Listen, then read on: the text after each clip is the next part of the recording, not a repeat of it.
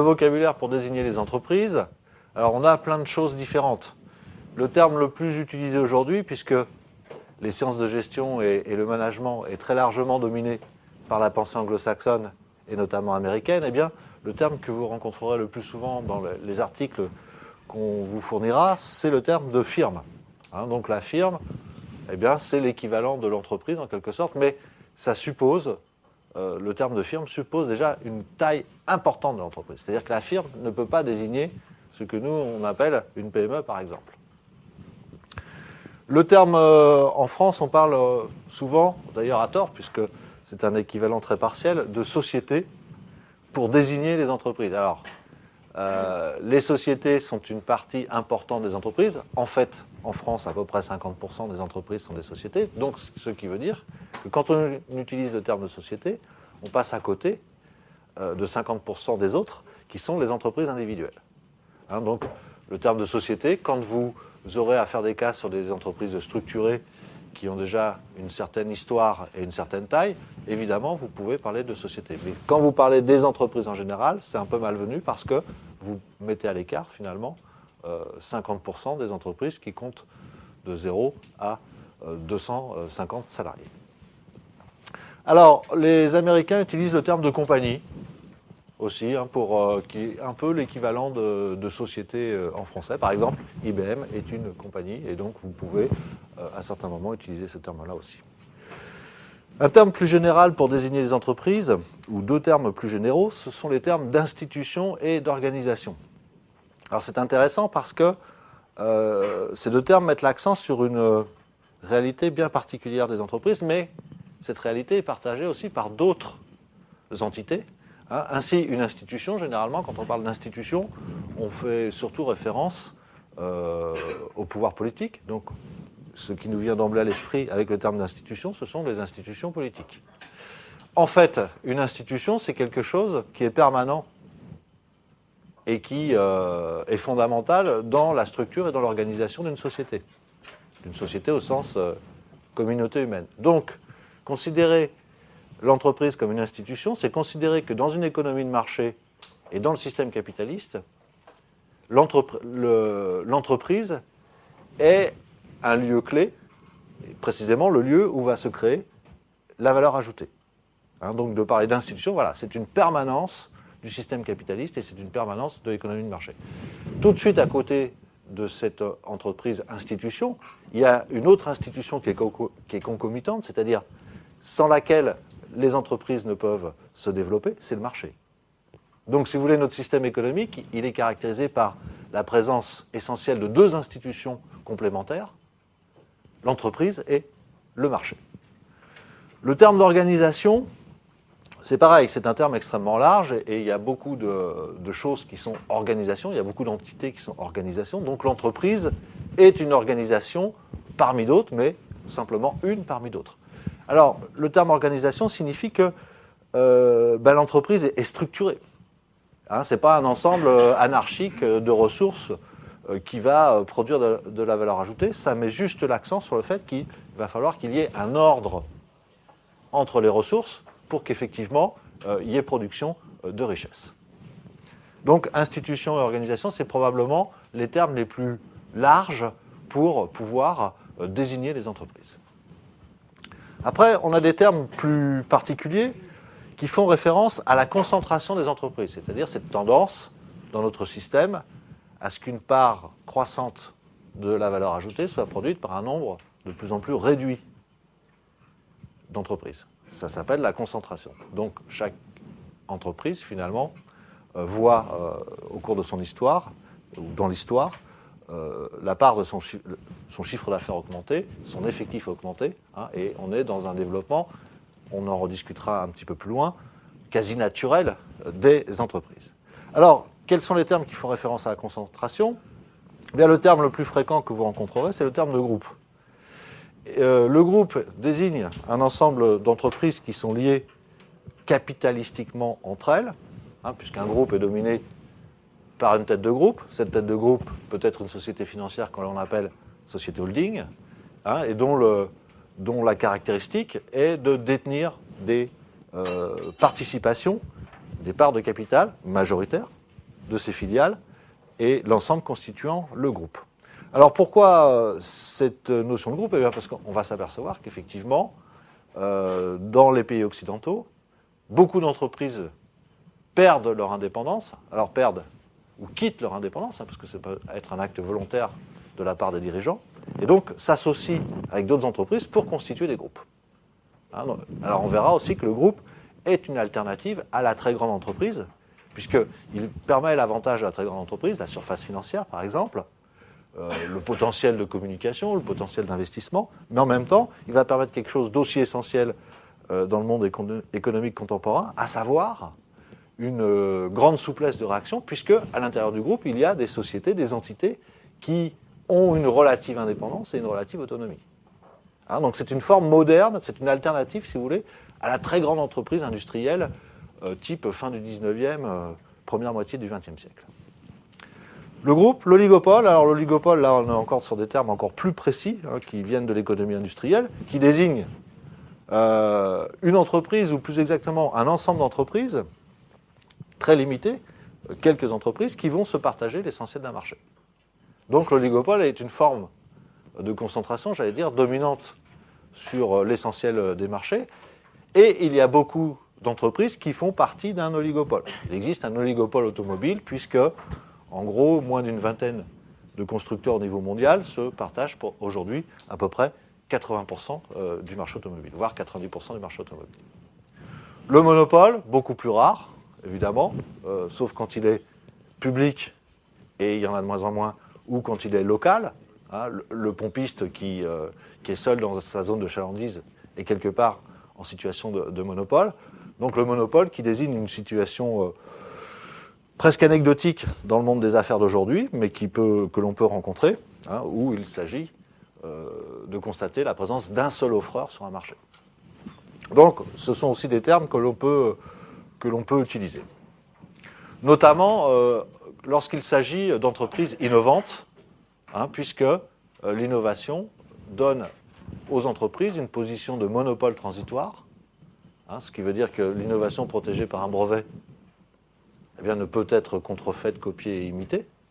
Donc, une entreprise qui génère une innovation de grande importance se trouve en situation de monopole. Donc là, ça a un sens extrêmement intéressant à ce niveau-là. Ensuite, vous avez des termes qui sont adaptés à la culture de chaque pays, ce qui veut dire qu'il n'existerait pas finalement un modèle d'entreprise global, et qu'on ne peut pas dire au jour d'aujourd'hui que les firmes du monde entier se ressemblent. Elles ont des caractéristiques qui sont empreintes des cultures économiques, sociales, locales. Alors, par exemple, on va désigner par des termes très différents les entreprises diversifiées. Alors on va parler de conglomérats, par exemple. Donc un conglomérat, c'est quoi ? C'est un groupe d'entreprises dont chaque filiale va être spécialisée dans un métier ou une activité qui n'a pas de rapport avec le métier ou les activités des autres filiales. Ce qui justifie d'ailleurs l'organisation en groupe, puisque je vous ai dit tout à l'heure que le groupe permettait une certaine autonomie des entreprises, tout en appartenant, d'un point de vue capitalistique, à un même propriétaire. Donc des conglomérats, les Allemands vont parler de Konzern, de combinats en Union soviétique et en Corée du Sud, de Kebols. Alors les Kebols sud-coréens sont intéressants parce qu'ils ont été constitués avec l'aide de l'État.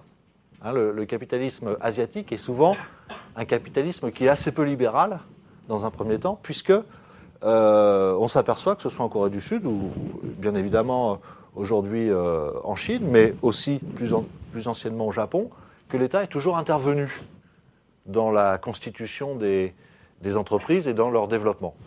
Et donc un Kebol sud-coréen, c'est par exemple Samsung, qui à un moment donné, donc avec les incitations et les financements de l'État, fabriquait finalement l'essentiel des produits connus de la Corée du Sud, à savoir des produits électroniques, des automobiles, et puis de gros produits électriques, style des ascenseurs, ce genre de choses, des turbines.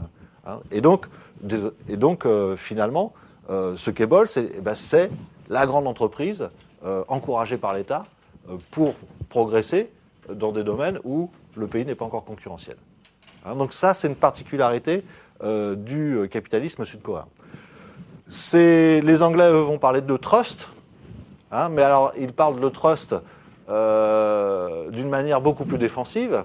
Autrement dit, un trust aux États-Unis, c'est négatif, c'est une expression négative, puisque ça désigne finalement une fédération d'entreprises qui n'ont pas de lien capitalistique, pas nécessairement, mais qui vont défendre ensemble les mêmes intérêts. Hein, donc c'est dans l'optique du lobbying et donc de la recherche d'influence des entreprises sur la décision politique. Donc là aussi, très, très connoté démocratie et spécificité américaine. Donc le trust. Et puis, au Japon, dernier terme qu'on peut trouver aussi, les zaibatsu. Et là, les zaibatsu, c'est aussi une particularité japonaise. On rencontre ce modèle d'entreprise nulle part ailleurs dans le monde. Alors, c'est en fait une structure tricéphale, un zaibatsu. Il y a effectivement dans un groupe, il y a des activités financières, style banque, société de courtage, etc. Donc, ce sont des structures qui sont là pour lever des fonds. Ensuite, on a des structures industrielles, bien sûr, parce qu'il y a des métiers derrière. Donc, ces structures industrielles sont là pour exercer les métiers que les zaibatsu ont choisis. Et puis, il y a une structure commerciale qui est dédiée, alors, en amont, à l'étude des marchés et au fait de dégager les spécificités de chaque marché national. Et en aval, c'est une structure commerciale qui va négocier avec des distributeurs locaux. Alors c'est très intéressant cette structure quand les entreprises japonaises s'implantent à l'étranger. Généralement, ils commencent par la structure financière, c'est-à-dire qu'ils internationalisent une structure financière pour voir dans quelle mesure ils vont pouvoir lever des fonds sur, par exemple, le marché européen, ou en France plus précisément. Ensuite, on fait venir une partie de la structure commerciale qui va étudier en profondeur le marché pour voir quel type de produit, quel type de clientèle, etc. Donc un marketing avancé.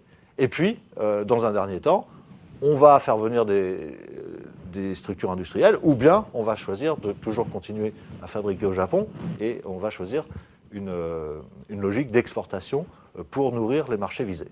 Hein, donc, vous voyez, cette structure tricéphale, elle est totalement dédiée à la performance, à l'implantation internationale. Autre particularité, donc, de modèle d'entreprise japonais. Il faut mentionner les derniers termes qui font référence au degré d'internationalisation de l'entreprise, hein, puisqu'on est dans un monde, effectivement, où les marchés peuvent être abordés de plus en plus facilement, donc les entreprises s'internationalisent. Dès qu'on est présent dans plusieurs pays à l'étranger, eh bien, on mérite le nom de firme multinationale ou de firme transnationale, hein, dès qu'un groupe a plusieurs filiales à l'étranger.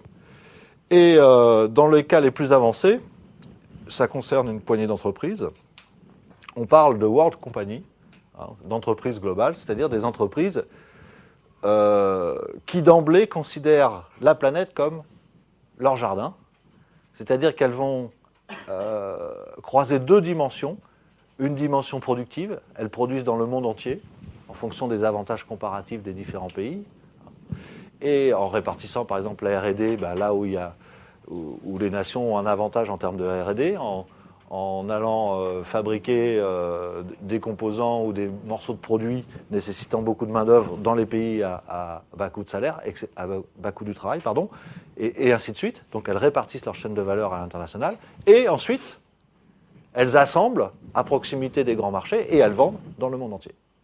Donc ces firmes globales qui sont en capacité de produire une marchandise universelle, c'est-à-dire la même marchandise partout dans le monde, je dirais peut-être c'est encore une fiction, ou peut-être on s'en rapproche. En tous les cas, ce n'est pas la réalité aujourd'hui d'un grand nombre d'entreprises. Donc on trouve ça dans les métiers d'électronique et on trouve ça à l'autre bout de la chaîne dans les biens de consommation et dans les biens de consommation à très grande notoriété ou dans le luxe, par exemple. Hein, et on peut considérer à bien des égards que la firme d'Atlanta, Coca-Cola, est une firme globale.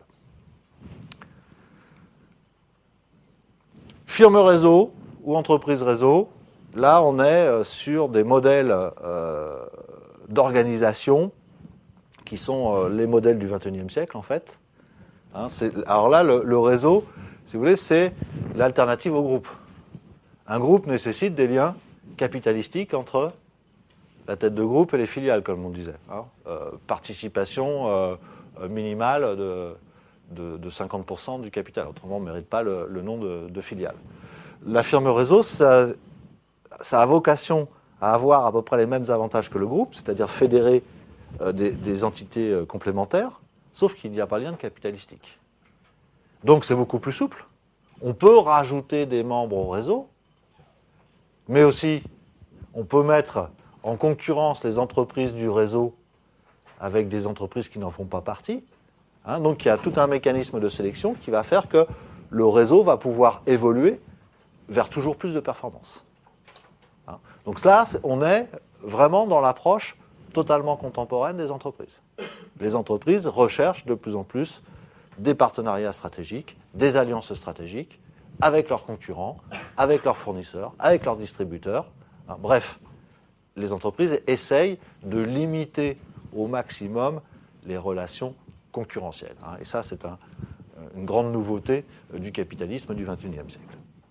Donc, firme réseau ou entreprise réseau, nouveau type de fonctionnement et d'organisation des entreprises.